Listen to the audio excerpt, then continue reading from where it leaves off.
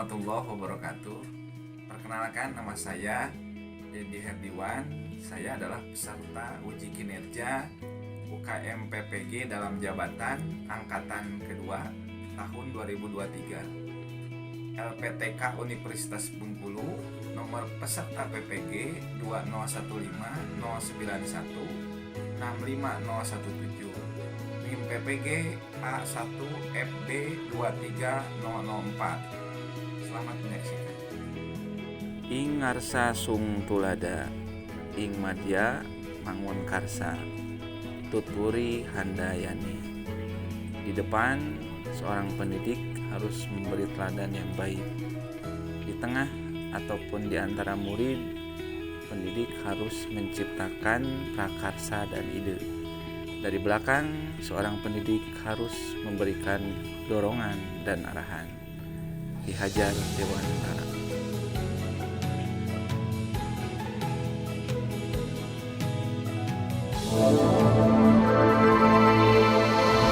Siap? Bismillahirrahmanirrahim. Assalamualaikum warahmatullahi wabarakatuh. Waalaikumsalam warahmatullahi wabarakatuh. Supaya pembelajaran kita kali ini lebih khidmat ke depan, lebih diberkahi oleh Allah Subhanahu wa taala, marilah kita sama-sama berdoa ya, dipimpin oleh ketua kelasnya. Silakan ketua kelas.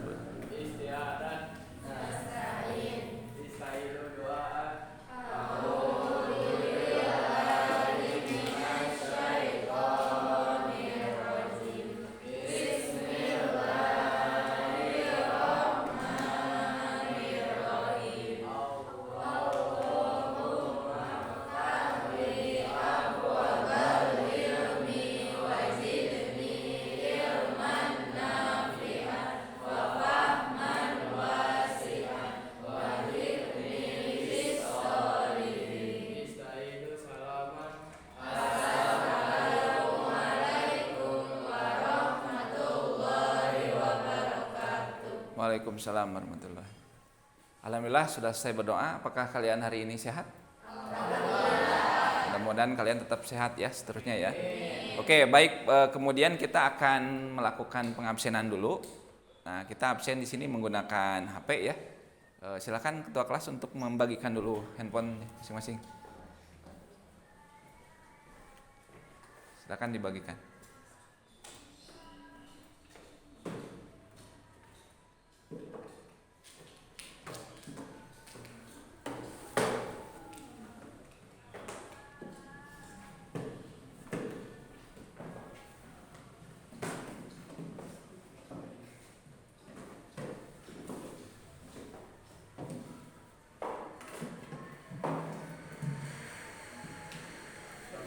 Baik, silakan. Ini Bapak sudah mempersiapkan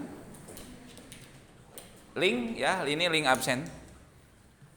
Oke, silakan kalian mengisi kehadiran untuk hari ini. Oke, sudah?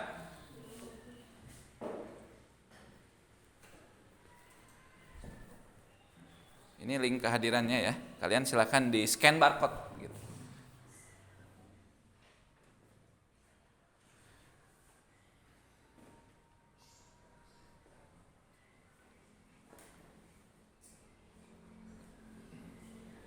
Baik, sudah? Oke, baik, pada kesempatan ini sebetulnya ada hal yang penting yang harus kalian ingat, bahwa pembelajaran kali ini adalah tentang kimia ya.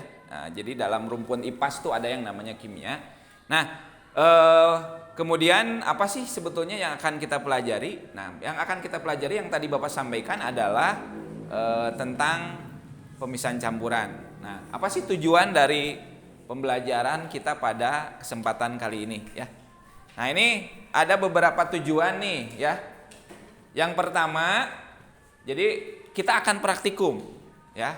Jadi kalian sudah nanti akan menyiapkan alat dan bahan, kemudian ada panduannya atau yang disebut dengan LKPD. Yang pertama itu melalui kegiatan praktikum dan diskusi, peserta didik dapat menentukan teknik pemisahan campuran berdasarkan perbedaan ukuran partikel dengan kritis. Kemudian yang kedua, tujuannya adalah melalui kegiatan praktikum dan diskusi, peserta didik dapat menerapkan teknik pemisahan campuran berdasarkan perbedaan ukuran partikel dengan mandiri. Kemudian melalui kegiatan praktikum dan diskusi, peserta didik dapat terampil melakukan teknik pemisahan campuran berdasarkan perbedaan ukuran partikel dengan kerjasama.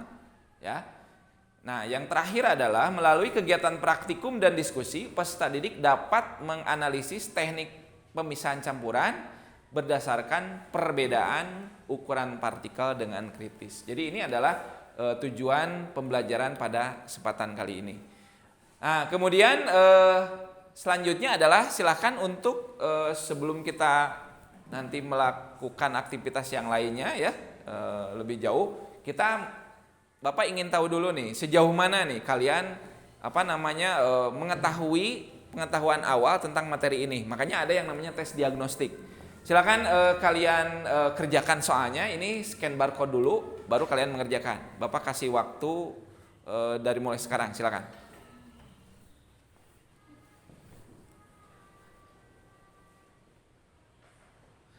Silakan dibuka. Sudah kebuka? Silakan dikerjakan.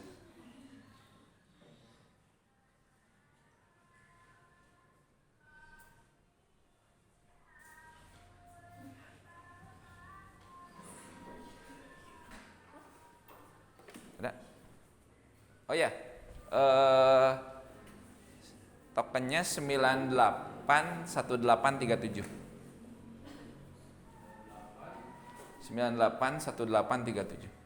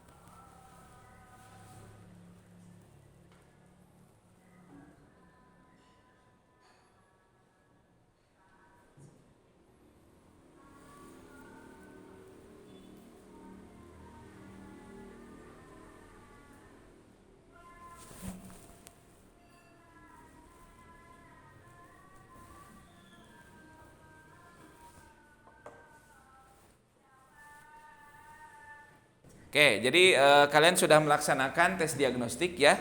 Mudah-mudahan itu akan menjadi modal ya. Bapak nanti akan melihat hasilnya seperti apa. Kalian mengetahui sejauh mana pengetahuan awal itu tentang apa yang akan kita pelajari pada kesempatan kali ini. Baik, kemudian selanjutnya bahwa pada kesempatan ini ya, ini Bapak punya sebuah gambar, dua buah gambar nih. Nah, ini ada gambar. Ini kira-kira gambar apa ini? Gambar orang sedang apa ini? Sedang apa? Ya, menjemur garam ya. Menjemur garam. Ini kira-kira kalau kalian lihat nih, ini kondisinya di mana ini? Ya, di seputar pesisir ya. Oke. Berarti ini orang lagi moe uyah cenanya coba Sunda.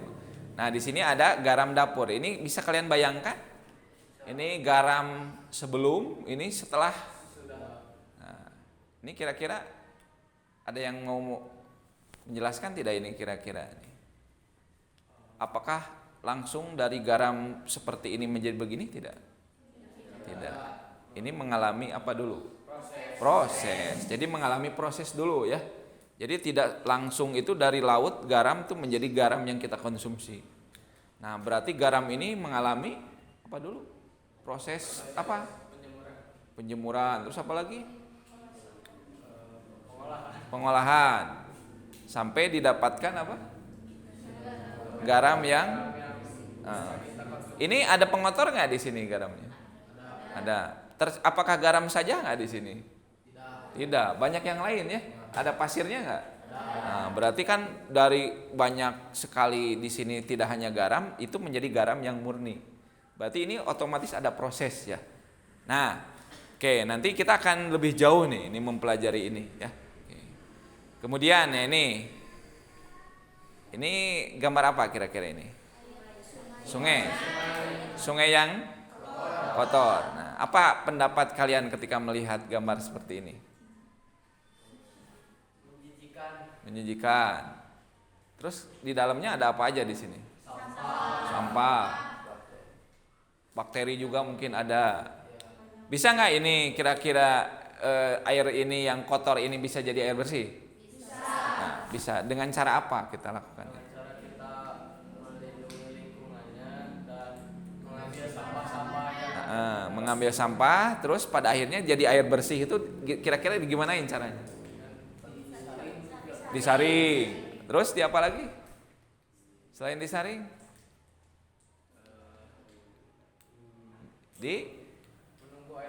Diolah ya, diolah menjadi nanti pada akhirnya menjadi air bersih. Nah, ini tentunya ke depan kita akan mempelajari ini.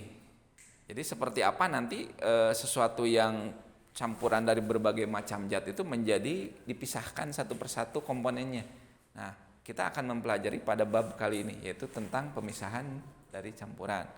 Nah, kemudian apa sih sebetulnya yang akan kita pelajari? Nah, di sini yang akan kita pelajari itu adalah pemisahan campuran. Nah, ini terdiri dari, ini metode ini banyak nih, ada filtrasi, ada evaporasi, ada kristalisasi, ada sublimasi, kromatografi, distilasi.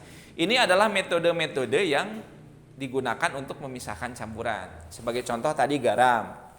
Dari garam yang di laut sampai garam yang ada di dapur misalnya. Itu kan mengalami beberapa pemisahan ya dari zat-zat yang lain, atau itu pengotor atau apa gitu. Nah, ini adalah metode-metode yang disebut dalam pemisahan campuran. Nah, kemudian pemisahan campuran ini pertama kalian harus memahami dulu campuran itu apa sih sebenarnya.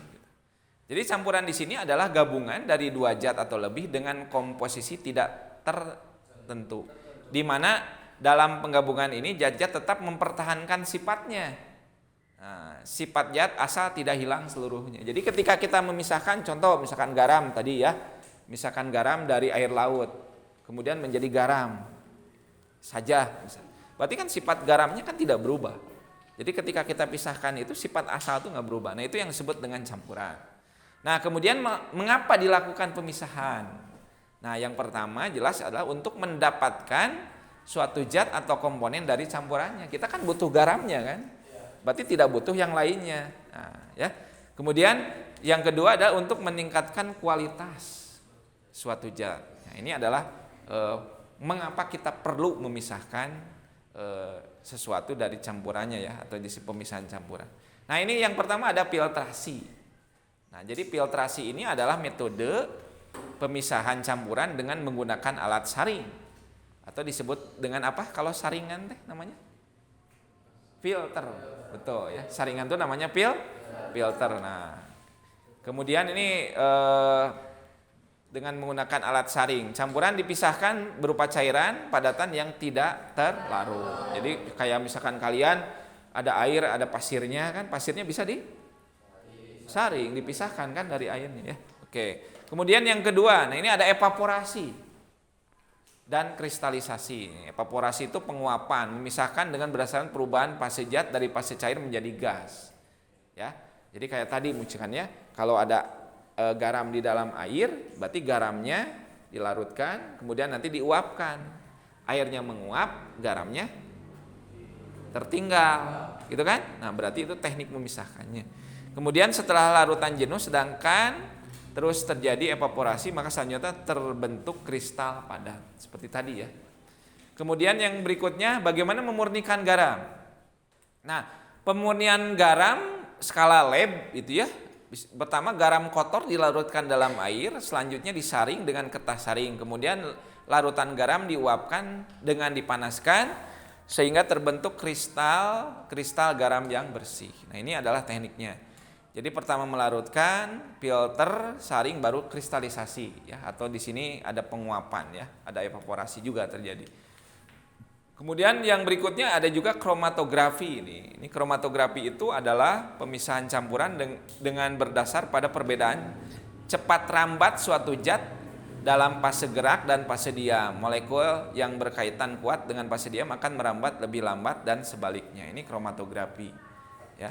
Kemudian ada juga distilasi. Nah, ini distilasi itu memisahkan campuran berdasarkan perbedaan titik didih dari komponen-komponen campuran. Zat yang titik didihnya rendah akan menguap terlebih dahulu. Misalkan kita memisahkan air dengan minyak ya, itu didistilasi. Jadi airnya dulu menguap, baru minyaknya yang tertinggal. Gitu, ya.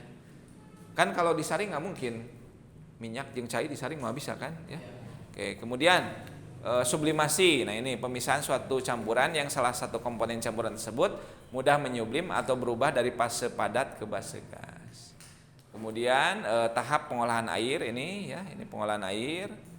Nih, nanti ini skala yang besar, bagaimana air sungai itu kita berubah menjadi air yang siap dikonsumsi ya.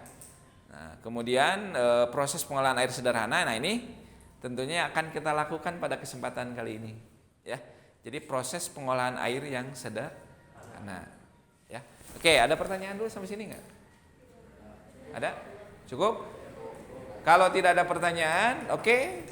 Kita di sini kita akan memulai pembagian kelompok ya. Silakan kalian bagi kelompok dipimpin oleh KM. Ini kita bagi menjadi 3 kelompok saja ya. Silakan KM untuk membagi kelompoknya.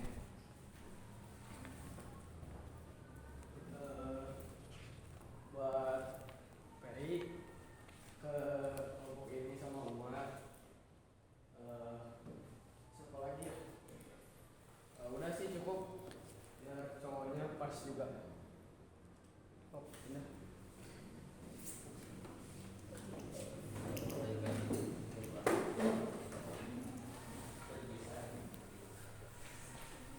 Oke, ini juga ada LKPD ya. Silakan nanti ini LKPD-nya per kelompok ada 2, silakan diisi nanti.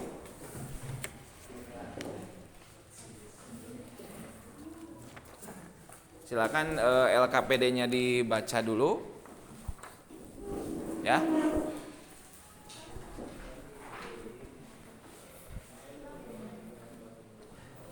Oke, selanjutnya kalian akan melakukan penyelidikan ya.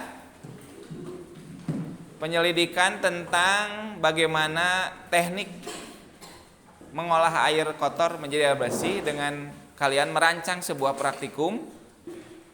Merancang sebuah praktikum yang sudah kalian bawa. Bawa alat-alatnya? Nah, silakan dibuka alat-alatnya. Ya, kemudian kalian baca langkah kerjanya di dalam LKPD. Ya. Langkah kerjanya seperti apa? Kemudian nanti pembagian tugas kelompok juga jelas ya. Siapa yang bagian mencatat, kemudian praktek dan sebagainya. Sok silakan mulai.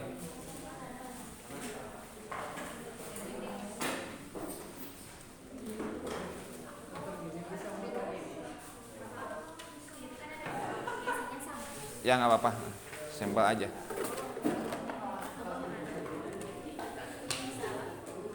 Ikutilah prosedurnya ya, ikuti prosedurnya.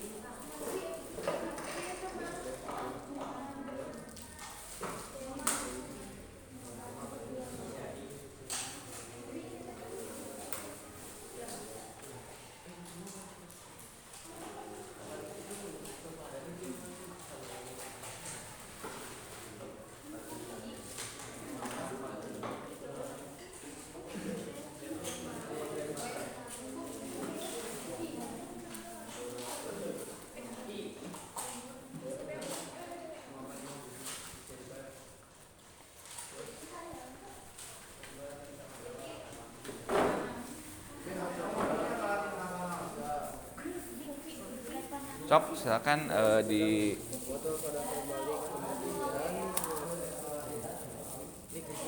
ini yang buka atau tutup Pak? Botol dibuka. Buka dulu mungkin ya. terbalik menyusun dengan susunan batu kecil. Kecil.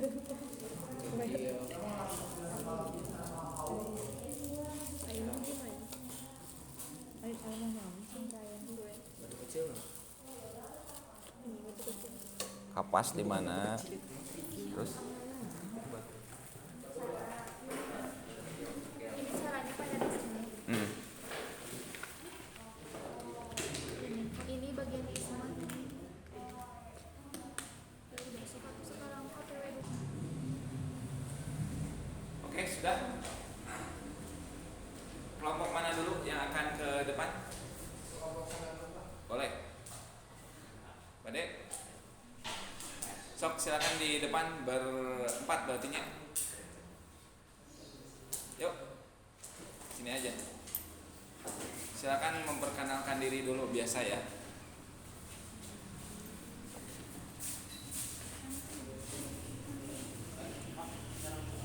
Ya. Kang Kuman nanti ya, Kang Kuman terakhir ya. Ini dulu apa namanya? Mempresentasikan tadi apa yang kalian temukan selama percobaan, ya, silakan. Dan apa hasilnya? Apa yang bisa diceritakan gitu dari apa yang sudah kalian lakukan tadi, ya. Silakan. Assalamualaikum warahmatullahi wabarakatuh. Waalaikumsalam warahmatullahi wabarakatuh. Perkenalkan, kami dari kelompok 1 ingin mempresentasikan hasil pengamatan tadi. Izin memperkenalkan diri, saya Alika Safaran Kawi. Saya Tiara Yanti. Saya Riki Saputra. Saya Alta Sufian Jamaludin. Pada hasil pengamatan tadi tentang air yang kotor menjadi air yang bersih, dari air yang kotor menggunakan ijuk, menggunakan kapas, menggunakan arang, batu kerikil dapat dilihat bahwa kejenihan airnya dapat terpenuhi untuk dijadikan sebagai kebutuhan air bersih. Jadi tadi terlihat ya ada perbedaan ya. Jadi setelah air kotor kita perlakukan dengan penyaringan tadi, dengan filtrasi tadi, dengan menggunakan kerikil, kemudian kapas, dan itu ada hasilnya ya, ada perbedaan. Ada kendala tadi apa yang kalian ada? Tadi kendalanya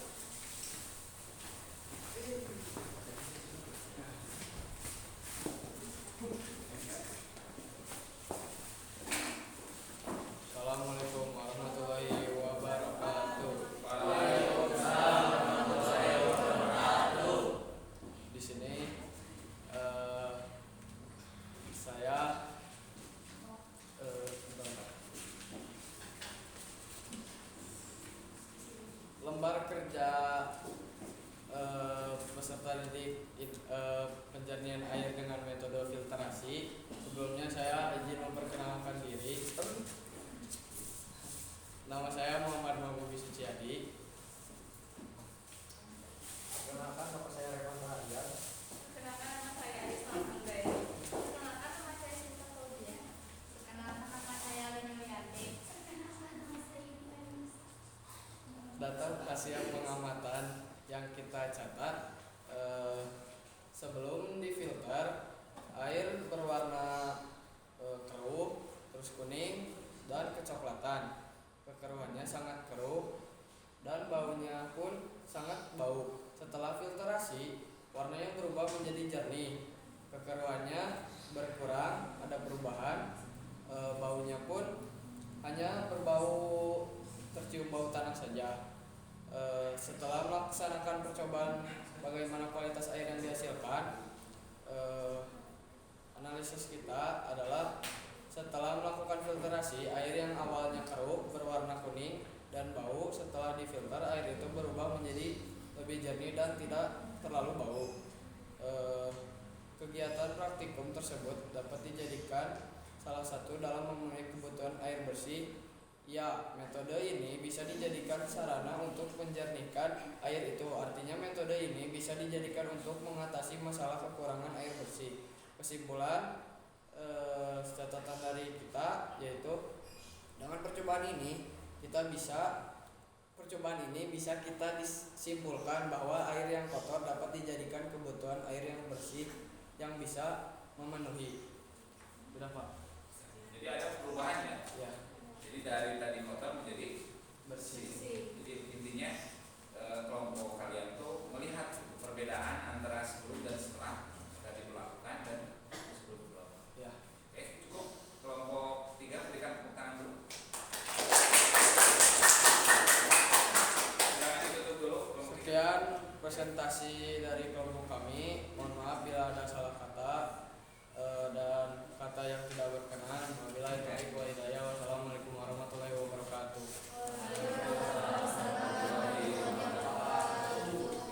Nah, dari kelompok 1 nih Bapak tanya dulu, evaluasinya gimana tadi? Ada sesuatu yang kira-kira harus diperbaiki atau ada sesuatu yang memang kendala tadi yang dialami? Kira-kira? Salah susunan gitu. Dan ternyata gagal ya. Nah, tapi setelah diperbaiki, nggak apa-apa kan? Kalau yang namanya percobaan itu tidak harus selalu langsung jadi kan, minimal kan ada proses. Oh, jadi kita tahu kesalahannya di mana. Oke, kemudian kalau dari kelompok 2, gimana hasil tadi setelah melakukan percobaan? Ada yang harus kira-kira diperbaiki, dievaluasi. Silakan, gimana kelas kelompok 2? Tadi juga susunannya salah. Yang pertama kayak airnya tuh udah ada perubahan, terus yang kedua susunannya diubah. Jadi ada perubahan.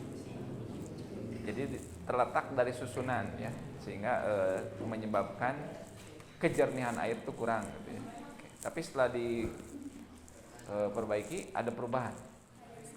Oke.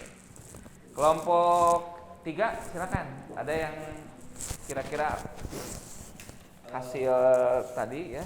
Tadi kita tuh hasil pertama yang kita coba, kita melakukan kesalahan dengan salah menyusun menyusun tata-tatanya lah. Nah, dengan mengevaluasi kesalahan kita melakukan percobaan kedua, membuatnya lagi dan berhasil. Dan ternyata berhasil. Ya. Oke. Baik. Nah, jadi sebetulnya gini ya, bahwa percobaan itu ini memang percobaan yang sederhana. Nah, tetapi kan kalau misalkan salah sedikit atau misalkan kita salah tadi contohnya mengurut mana gitu ya, atau misalkan kualitas dari kerikilnya yang kotor, itu menyebabkan percobaan kita tidak akan berhasil ya. Baik, nah sekarang ada waktu sekitar 5 menit kalian untuk memberikan rangkuman ya. Masing-masing kelompok tuh menyampaikan rangkuman dari apa yang sudah kalian lakukan selama percobaan ini. Mulai dari kelompok mana dulu? Iya lah, atau ini dulu? Yang tengah dulu. Ya, nggak apa-apa, yang kelompok 1 aja dulu. Silakan.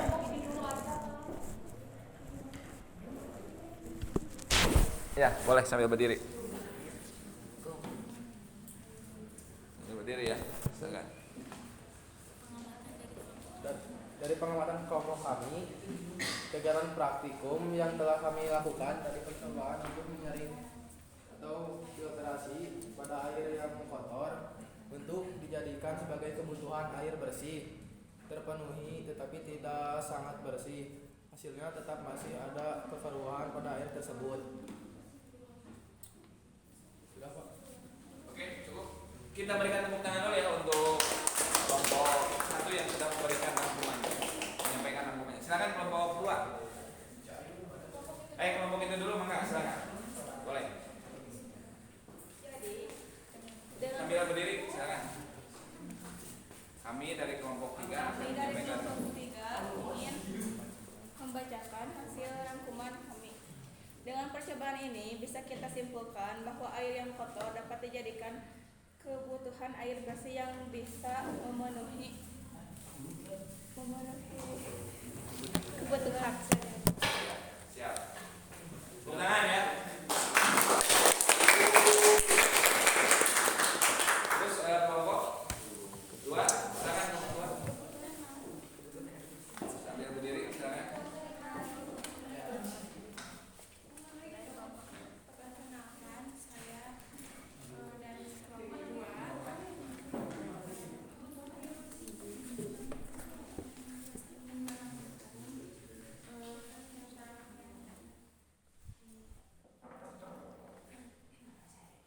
Pemisahan campuran air kotor menjadi air bersih sangat berguna untuk kehidupan sehari-hari. Meskipun airnya tidak terlalu bersih, tetapi mengalami sedikit perubahan. Terima kasih.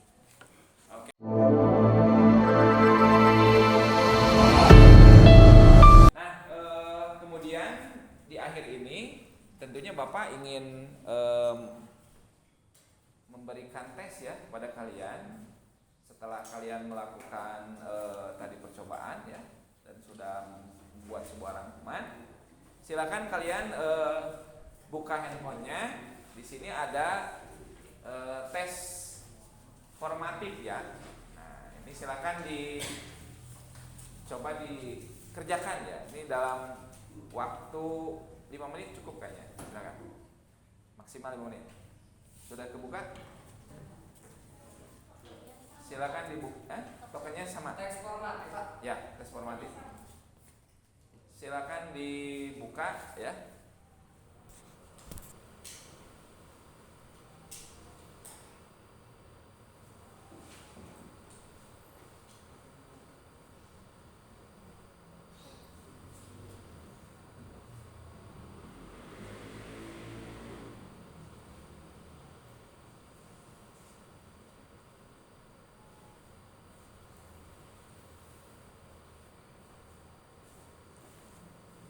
Ya, silahkan kalian isi dengan sebaik-baiknya ya. Nah, baru kalian melaksanakan apa yang namanya refleksi ya. Refleksi.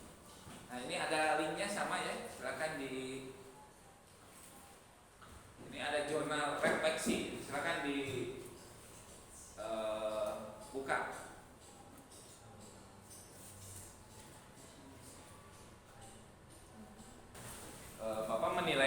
Bapak menilai jadi ketiga kelompok ini sangat bagus semuanya, luar biasa ya. Sudah mempersiapkan alat, kemudian bahan, walaupun tadi memang ada yang gagal ya. Tapi jangan khawatir ya bahwa kegagalan itu bukan berarti kesalahan ya. Justru kalian mengetahui bahwa dari gagal itu apa yang harus kalian perbaiki. Nah, kemudian tentunya bahwa pada kesempatan ini ya pelajaran kimia IPAS ya, yang IPAS yang di dalamnya ini sebetulnya rumpun kimia. Karena kalau di SMK itu pelajarannya IPAS gitu ya. Di dalam IPAS itu berarti ada IPA, ada sosialnya ya. Nah, Jadi ada ilmu pengetahuan alam dan usia. Nah, ilmu pengetahuan alam itu kan ada biologi, fisika, dan kimia. Nah, hari ini dan beberapa minggu ke belakang kita fokus pada materi kimianya ya. Nah, materi fisikanya belum, mungkin nanti semester 2 ya.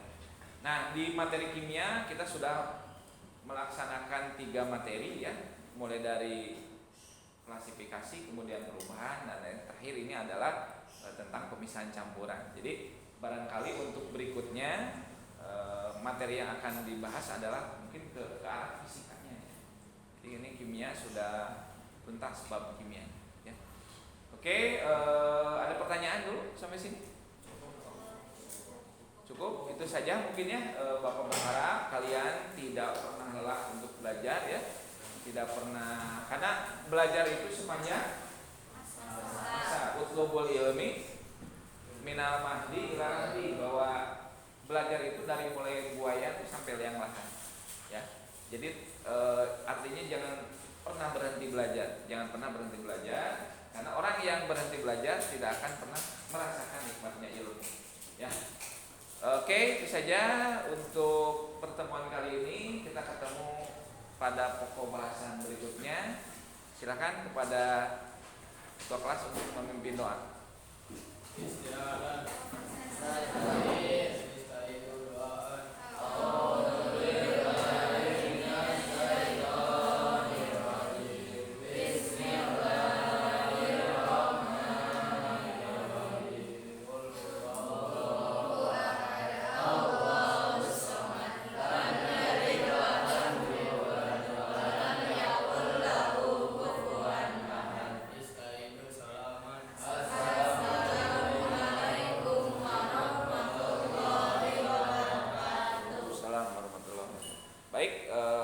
Terima kasih atas kehadiran dan partisipasi kalian ya. Ini ladang amal ya untuk kalian, tentunya kan belajar itu ibadah ya. Itu saja dari Bapak. Terima kasih atas perhatiannya. Mohon maaf kalau ada kata yang kurang berkenan. Assalamualaikum warahmatullahi wabarakatuh.